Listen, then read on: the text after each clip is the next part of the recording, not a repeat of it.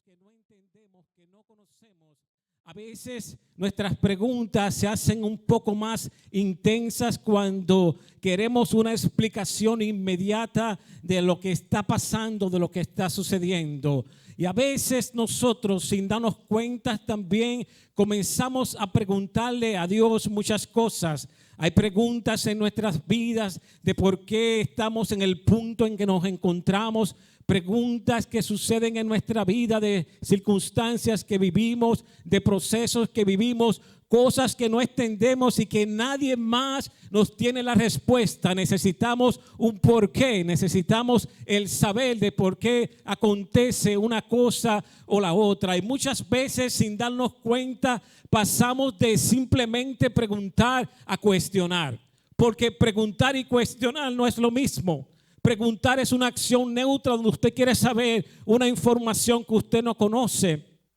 Pero cuando usted comienza a cuestionar, usted lo hace desde el punto de vista casi desde la rebeldía. Usted comienza a cuestionar porque usted viene con su pregunta, con una exigencia de una respuesta. Usted viene a cuestionar a Dios porque usted no quiere estar viviendo lo que usted está viviendo. Se parece a lo que pasó David, aquel hombre que fue llamado por Dios para ser rey. Él no eligió el ser rey. Él no se llamó él mismo. Dios le llamó. Dios lo sacó detrás de las ovejas y lo ungió como rey a través del profeta Samuel. Pero eso le tocó un proceso largo, porque después de esa separación que Dios hizo a través del profeta, entonces comenzó a estar en un proceso de persecución. Años pasaban y pasaban y David no veía el cumplimiento de la promesa que Dios le había dicho. Por el contrario, lo que veía un poco más lejos y más lejos la palabra que Dios le había dicho, porque el hecho de que Dios lo hubiera ungido como rey, él lo veía mucho más lejano, pues se encontraba durmiendo en cuevas, desterrado y aparentemente olvidado. Y en un momento difícil de su vida, David cuestiona a Dios. Y David le dice a Dios: ¿hasta cuándo, oh Dios, me olvidarás? ¿Hasta cuándo esconderás tu rostro de mí? Era una frase continua en el Salmo 13 que él le preguntaba hasta cuándo. Lo que él le estaba preguntando era el tiempo de expiración de su proceso. Él estaba pidiendo cuándo va a expirar el proceso por el cual yo estoy atravesando. Yo no sé si usted se ha hecho la misma pregunta. Si algunas ocasiones de circunstancias que nosotros vivimos, usted se ha preguntado: ¿hasta cuándo, Señor? ¿Cuándo expira esto? ¿Cuándo termina esto? No solamente David, tuvimos hombres como Job que fueron un referente de Dios, que en un momento difícil de su vida también cuestionaron a Dios. En el capítulo 3 del libro de Job, Job le dice al Señor: ¿por qué me permitiste salir de la matriz de mi madre? ¿Por qué me permitiste nacer? ¿Por qué estoy vivo? No hace sentido que esté vivo. Y su cuestionamiento hacia Dios se hizo aún más fuerte en el capítulo 7, cuando le dijo: ¿por qué me pones por blanco tuyo? Es decir, como otras palabras, ¿por qué te la coges conmigo? ¿Por qué me pones como blanco, como instrumento para hacer lo que tú quieras sin consultarme? Y Job le dice: hasta convertirme en una carga para mí mismo. Yo no sé en qué etapa tú te encuentras y le estás preguntando a Dios muchas cosas en tu vida. Yo no sé si tú estás en la fase de cuestionarlo o de preguntarle cuándo expira el proceso por el cual estás atravesando. Pero una cosa es cuando tú le preguntas a Dios y otra cosa es cuando Dios te pregunta. Porque cuando Dios pregunta, la cosa es diferente. Porque cuando Dios pregunta es porque algo va a pasar o algo va a acontecer o algo tiene que acontecer. Cuando Dios pregunta es porque te quiere retar. Cuando Dios pregunta es porque quiere llevarte a ti a una reflexión, a una introspección profunda de tu vida. Te quiere llevar a entender que los pensamientos tuyos no son los pensamientos de Él. Te quiere llevar a entender que Él es soberano, que Él designa, que el diseño lo da Él, que el tiempo lo da Él, que el proceso lo determina Él, que la forma la determina Él y no nosotros. Entonces, cuando Dios pregunta es porque quiere hacer algo poderoso en nuestras vidas. ¿Sabe usted que en la palabra de Dios registra que el Señor Jesús hizo más de 300 preguntas. Y que al Señor le hicieron muchísimas preguntas, pero las preguntas que le hicieron al Señor, solamente 3 de ellas las respondió de manera directa. A veces las respondía con otras preguntas. ¿Por qué Jesús, siendo Dios, omnisciente, omnipresente, que conoce el futuro, conoce el pasado, por qué hacía preguntas? ¿Por qué Jesús se tomaba el tiempo para preguntar? Porque con cada pregunta quería atravesar el corazón de quien le preguntaba. El método de preguntar es un método de llevarnos a nosotros a entender si verdaderamente nosotros tenemos respuesta para Dios. Si verdaderamente tenemos argumentos para Dios. Si verdaderamente tenemos explicaciones correctas para responder la pregunta que Él nos hace y nos reta. En este versículo que leí, el apóstol Pedro está haciendo una declaración poderosa, fruto de una pregunta que el Señor le hizo. Si usted examina los evangelios, usted se dará cuenta de que los primeros años del ministerio de Jesús, Jesús no quería que su identidad fuera revelada. Jesús nunca llamó a ningún hombre diciéndole: ven a mí porque yo soy Dios. Jesús simplemente le decía: ven y sígueme. Jesús se encargó en múltiples ocasiones de que su identidad no fuera divulgada. Inclusive cuando Jesús reprendía a un demonio, una de las cosas que hacía era acallar al demonio. Fíjense que los demonios le decían: porque tú eres el Hijo de Dios. Por eso en el libro de Marcos capítulo 3 verso 11 al 12 dice la palabra: y los espíritus inmundos al verle se postraban delante de él y daban voces diciendo: tú eres el Hijo de Dios. Mas él le reprendía mucho más para que no le descubriese. En el momento que Jesús hace la pregunta, donde se encontraba Pedro, se encontraba en camino a Cesarea, una región totalmente idólatra, una región donde el evangelio todavía no era conocido como en otras regiones. Era una región que estaba llena de hombres y mujeres que no eran israelitas, no eran judíos. Y en ese contexto Jesús hace una pregunta, primero general. Y Jesús le pregunta a sus discípulos: ¿quiénes dicen los hombres que yo soy? ¿Quién dice la gente que yo soy? Y los discípulos, yo creo que con rapidez, porque la fama de Jesús se había extendido por todas las regiones, le responden y le dicen, unos dicen que tú eres Juan el Bautista, otros dicen que tú eres Elías, otros dicen que tú eres Jeremías y otros dicen que tú eres otro de los profetas. Respuestas buenas, porque hablar de Juan el Bautista, dice la palabra que como nacido del vientre de una mujer, no hubo un profeta ni antes ni después de él. Hablar de Elías, hablamos de alguien que el Señor levantó, un profeta que predijo al Mesías también. Hablar de Jeremías, un profeta que sufrió por llevar el mensaje de la palabra del Señor, pero aún se quedaban cortos. Por eso Jesús ahora hace la pregunta directa y le dice: ¿y ustedes quiénes dicen que yo soy? Está muy bien lo que dice la gente. Ahora yo quiero saber qué ustedes dicen que yo soy. Y yo me imagino al Señor mirándole fijamente a los ojos, mirando a sus discípulos, preguntándole esta pregunta, que era una pregunta que tenía peso de eternidad, porque esta pregunta tiene peso de eternidad. Me imagino un silencio sepulcral. Me imagino que ninguno de ellos podía hablar. Yo creo que Jesús lo dejó mudo a todos, incluyendo a Pedro. Pero vino algo importante.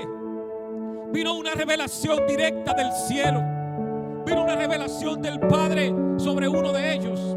Y vino esa revelación sobre el apóstol Pedro cuando dijo: tú eres el Cristo, el Hijo del Dios viviente. Y es entonces cuando el Señor le dice: bienaventurado eres, Simón, porque no te lo reveló ni carne ni sangre. Y me gusta que el Señor use los dos elementos, carne y sangre, y no simplemente se detenga porque ningún humano te lo reveló. Le está diciendo: en la sangre está la vida, la carne es la naturaleza humana. Nada de lo que se arrastra en esta tierra, nada de lo que ha estado en esta tierra te puede revelar eso más que el Padre que está en los cielos. Una revelación, porque para nosotros responder las preguntas que Dios nos hace, necesitamos la revelación directa de su Espíritu en nuestras vidas. Por eso sus preguntas nos hacen a nosotros reflexionar. Y esta pregunta que tuvo esa respuesta, me llama la atención que en el mismo Evangelio de Mateo, en su capítulo 2, hubieron unos magos, le llamamos magos, los reyes magos, los reyes, como usted quiera llamarle, que siempre hablamos de ellos cuando estamos en la época de Navidad. Pero hay una revelación poderosa en ese capítulo 2, porque en ese capítulo 2 la palabra relata que estos tres hombres vinieron cargados de oro, de mirra, de incienso, porque ellos supieron que nació un rey. Ellos sabían que había nacido un rey. Como estos hombres sabían que había nacido un rey. Y cuando llegan a Belén de Judea, a los primeros que se encuentran, a los escribas, y le hacen la pregunta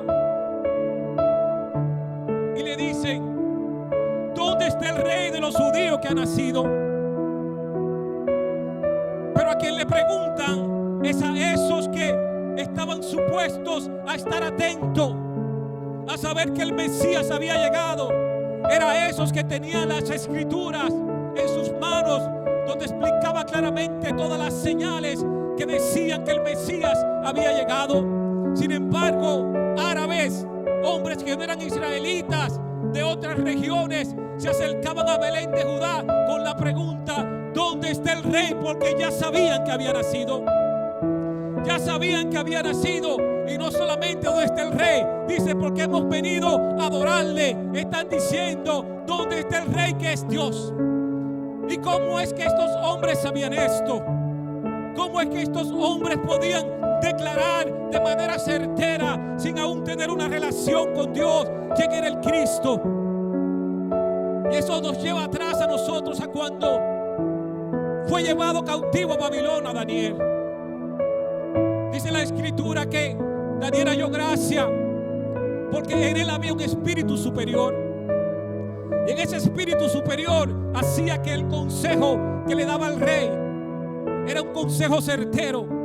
Daniel, Dios lo utilizaba en interpretación de sueños y revelación. Pero el rey no solamente tenía a Daniel de consejero, tenía otros también de consejeros. Tenía a los astrólogos, tenía a los magos. Pero llegó un momento que el espíritu superior que habitaba en Daniel se hizo tan evidente que el rey tomó la decisión de poner a Daniel por encima de todos ellos. Yo me imagino a Daniel tomar la oportunidad para sentar a esos astrólogos y decirle: ¿saben qué? Ustedes tienen un rey ahora, pero yo quiero hablarte de un rey que ha de venir, de un rey que es Dios. Sentarlos y hablarle de las señales que habrían de acontecer. Me imagino hablarle del libro de Números, donde hablaba precisamente de una estrella que había que aparecer como señal de que el Mesías había nacido. Yo me imagino, usted diría: pero pastor, eso fue en aquellas generaciones. Pero lo poderoso es saber cómo estos astrólogos se encargaron de enseñar a sus futuras generaciones esta promesa, esta enseñanza que Daniel había impartido, hasta el punto de estar pendiente. Y cuando miraron la estrella dijeron: descendamos a Belén de Judá, porque el Mesías ha nacido. Bendito sea el nombre del Señor. Yo no sé cuál es tu revelación de Jesús.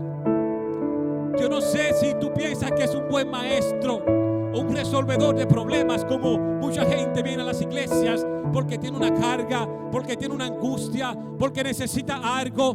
Hay mucha gente que busca a Jesús simplemente para que le resuelva su problema puntual, y nada más. Cuando es resuelto, jamás es fiel al Señor. Yo no sé cuál es la motivación Tenemos el caso de hombres buenos como Nicodemo. Dice la palabra en el capítulo 3 que cuando se acercó a Jesús le dijo: sabemos que tú eres maestro porque haces señales que otros no hacen. Tiene una revelación de maestro. Hay gente que todavía la revelación de Jesús se queda en maestro o profeta, pero es más que eso. La revelación del Señor es más que eso. Por eso es que cuando el apóstol Pedro hace esta declaración tan contundente, cosas poderosas pasaron. Yo le decía que cuando el Señor pregunta es porque quiere revelar algo. Y la respuesta de Pedro no se quedó simplemente ahí, sino que el Señor, cuando le dijo: bienaventurado eres, Simón, porque no te lo reveló ni carne ni sangre. Y entonces no se detuvo ahí, le dijo: pero a ti te digo, Pedro, y sobre esta roca yo edificaré mi iglesia, y las puertas del Hades no prevalecerán contra ella. Lo que le está diciendo no era sobre Pedro, sino sobre la confesión que había hecho Pedro, una confesión del Mesías en el cual se cimienta la iglesia. Y cuando nosotros exaltamos al Mesías, a Cristo, por eso el Espíritu Santo se mueve en la iglesia cuando se exalta a Cristo, porque el Espíritu Santo lo que hace es repartir la porción de Cristo a la iglesia. Cuando exaltamos a Cristo hay un mover fuerte del Espíritu de Dios, y por eso ocurren cosas. Y algo poderoso que emana de aquí, de esta escritura, es un principio poderoso. Número uno, que cuando Jesús pregunta, Él quiere que distinga entre la opinión pública y tu convicción personal. Porque muchas veces respondemos las cosas por lo que otros nos han dicho, por lo que otros nos han enseñado, por el testimonio de otros. No se trata de lo que tu esposo crea, no se trata de lo que tu esposa crea, no se trata de lo que tu padre crea, no se trata de lo que la iglesia crea. Se trata de tu convicción personal. Dios quiere una convicción personal. Esas respuestas de que era Juan el Bautista, Elías, Jeremías, fueron muy buenas de forma, pero no de fondo. Porque en el fondo había algo más profundo. Había un Mesías que era Dios. Número dos, cuando el Señor pregunta, exige una respuesta personal nuestra. No una respuesta consultiva, no una respuesta prestada, como la que hacen algunos estudiantes. Los de aquí no lo hacen. Que cuando van a tomar un examen, cuando no están seguros de las respuestas, miran al de la izquierda, miran al de la derecha, y si pueden alcanzar al del frente, alcanzan al del frente para responder. No. El Señor no quiere respuestas prestadas, respuestas de otros. El Señor demanda una respuesta única e individual, tuya y mía, de quien Él es. Bendito sea el Señor. Número 3. Las respuestas cuando Dios nos pregunta, yo lo había comentado, viene de una revelación. Porque cuando surge la pregunta de Dios, Dios quiere llevarte a una introspección. Dios quiere llevarte a una reflexión profunda, Noé.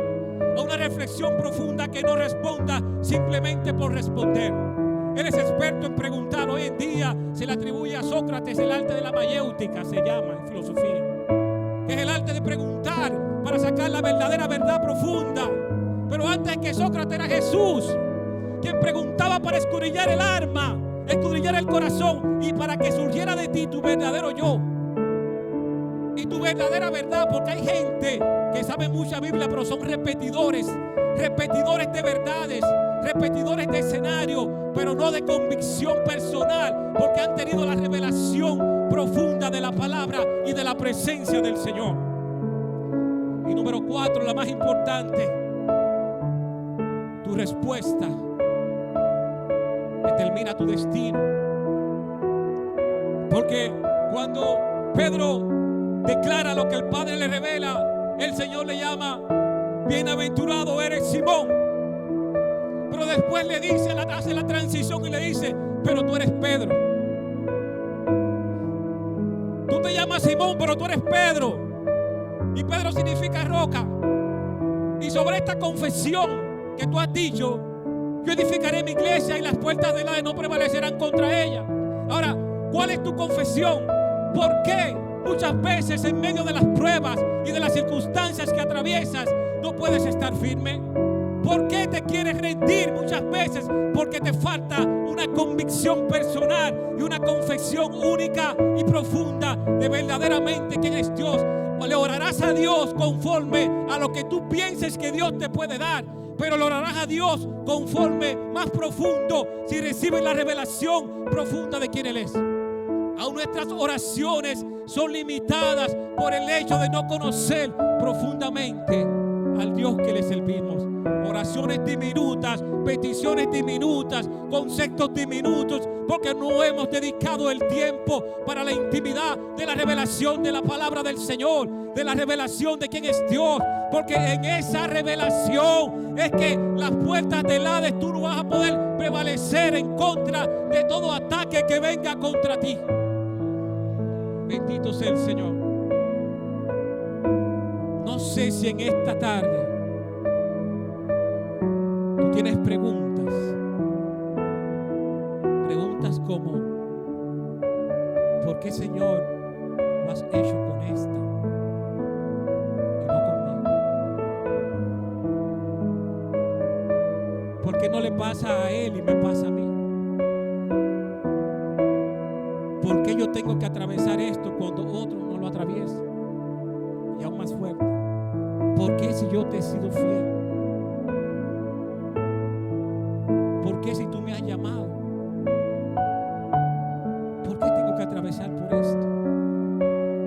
¿Por qué a mí? Preguntas profundas del alma. Preguntas profundas. Preguntas como: ¿cuándo me darás de alta, Señor? ¿Cuándo terminará todo esto? Pero en un principio, con esto estoy concluyendo, que está establecido en la palabra del Señor.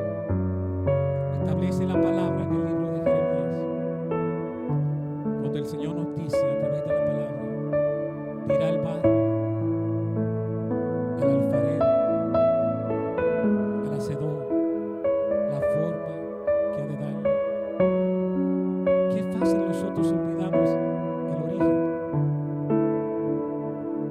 Nosotros no nos creamos a nosotros mismos.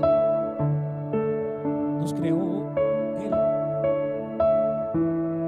El que crea tiene la autoridad para establecer el diseño. El que concibe, el que ve antes de ser, es el que sabe lo que va a hacer. Pero nosotros muchas veces queremos arrancar en el carro porque vemos las 4 ruedas puestas y se nos olvida que quizás no tiene motor todavía. A veces queremos arrancar aunque tengan las ruedas y el motor no tiene combustible, porque nosotros queremos hacerlo a nuestra forma. En esta tarde yo quiero hacer 2 llamados puntuales, muy puntuales. El número 1 es: si aquí hay alguna vida que ha conocido a un Dios histórico, al maestro, al profeta, al que yo le pido a mi amigo que ore por mí cuando tengo una situación, pero todavía no ha tenido un encuentro profundo y personal con el Mesías, con Jesús Yamashia. Un encuentro profundo que te cambie la vida y te cambie el destino, porque esta es una pregunta de eternidad. Esta es una pregunta que depende como tú la respondas, marca tu eternidad. Si lo ves como un simple maestro o un milagrero, no es suficiente. Él es el Cristo, Él es el Mesías, Él es el Señor, es Rey de Reyes, tiene toda autoridad sobre ti y sobre mí. Si no le conoces, yo te invito a conocerlo. Y la número 2, si tú has estado debatiendo dentro de ti, cuestionando lo que Dios ha venido haciendo con tu vida, o el proceso por el cual Dios te está atravesando, cuestionando fecha de expiración o cuestionando la manera como Dios lo hace. Yo te quiero invitar a lo que yo le llamaría un rendimiento, porque hasta que no haya un rendimiento de nuestra parte, no vamos a entender lo que Dios está haciendo. Y el altar es un lugar de muerte. En el altar se traían los sacrificios. Es un lugar de botar lagrimitas y simplemente es un lugar de venir a rendirse a aquel que puede transformar y cambiar tu vida y darle destino a tu futuro. Y el Señor te invita a rendirte a Él, a rendir tus condiciones, a rendir tus estructuras mentales, tus razonamientos personales, la manera tuya de ver las cosas, para que te encuentres con aquel que quiere traer la revelación de algo profundo a tu vida. Y yo quiero en esta tarde dejar esta invitación abierta y que tú te vayas de este lugar con esta palabra reflexiva de quién es el Señor para ti. Quiero que cierres tus ojos mientras oramos. Padre, en el nombre de Jesús. Oh Señor, mientras dejamos el altar abierto, Padre, en esta hora, Señor, yo quiero darte gracias porque Cristo ha sido exaltado. Quiero darte gracias, Señor, porque no el hombre, sino Cristo. Porque no el alma, sino Cristo. Oh Señor, Cristo ha sido exaltado. Oh, en esta casa se te ha adorado, Señor. En esta casa se te ha reconocido como Jesús HaMashiach, como el Mesías, como el Cristo que habría de venir, como el Cristo de poder, como el Cristo que se revela. Oh Señor, tú que escudriñas la mente, el alma y el corazón. Tú que invitas, Señor, con una pregunta frontal a una introspección y reflexión profunda, Señor. Yo te pido, Señor, que haga un rendimiento del alma, un rendimiento del corazón. Señor, que se entienda, Padre, que hasta que no haya rendición, o tú puedas ver la manifestación, Señor, a un mayor nivel que tú quieres hacer, Señor. Padre, en el nombre de Jesús, sea tu palabra, Señor Dios mío, obrando y haciendo aquello para la cual tú la llamaste, Señor, en esta tarde a este lugar. Obrando, Señor, quebrantando el alma endurecida, el corazón, Señor, de piedra, Padre, y que sea como fuego, Señor, tu palabra quemando la escoria y traspasando aún nuestras emociones, Señor, y nuestro orgullo y nuestra soberbia sea derribada, Señor, en esta tarde, Señor. Derriba la soberbia, Señor, de nuestro cuestionamiento a ti, Señor. Derriba la altivez y el orgullo, Señor, y que haya un rendimiento total, Señor, a tu palabra y a tu nombre, Señor, y a tu persona, en el nombre poderoso de Jesús. Amén.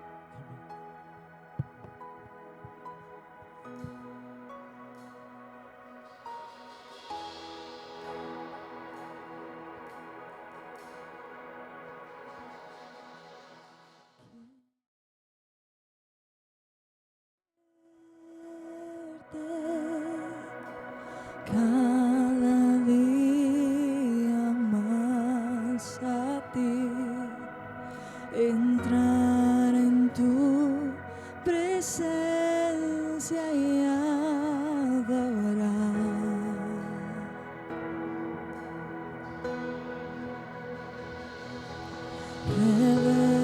Revélanos tu gloria, deseamos ir mucho más en ti. Queremos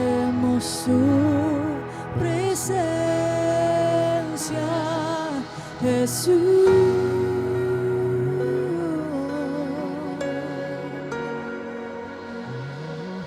Al que está sentado en el trono,